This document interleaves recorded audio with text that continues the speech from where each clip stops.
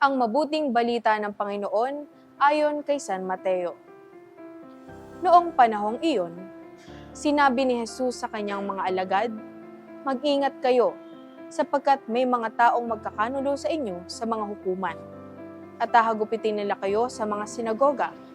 Dahil sa akin, ihaharap kayo sa mga gobernador at mga hari, at magpapatotoo kayo sa harapan nila at mga hentil. Kapag nilitis na kayo, huwag kayong mabalisa tungkol sa sasabihin ninyo o kung paano ninyo sasabihin. Pagdating ng oras, ito'y ipagkakaloob sa inyo, sapagkat hindi kayo ang magsasalita, kundi ang Espiritu ng iyong Ama ang magsasalita sa pamamagitan ninyo. Ipagkakanulo ng kapatid ang kanyang kapatid upang ipapatay. Gayon din ang gagawin ng ama sa kanyang anak.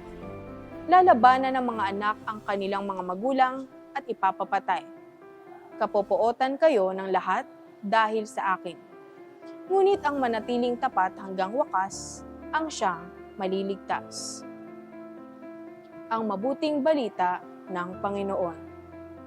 Ipinapaalala sa akin ng Panginoon sa Ebanghelyo ngayong araw na ang katapatan sa Kanya ay hindi laging madali. Hinahamon tayo ni Jesus sa manindigan sa pananampalataya kahit sa gitna ng mga pagsubok at hamon.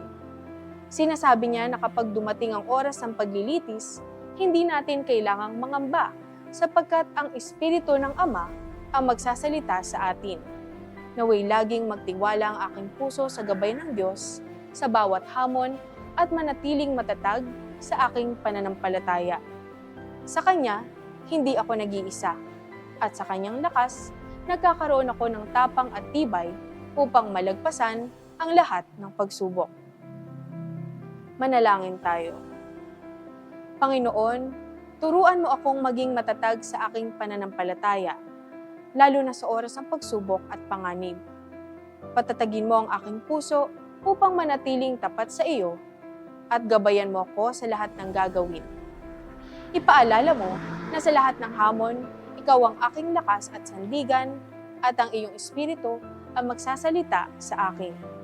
Naway magkaroon ako ng tapang at pagtitiis upang sundin ka hanggang wakas, at sa lahat ng ito, mapuri ka at may pahayag ang iyong kabutihan. Amen.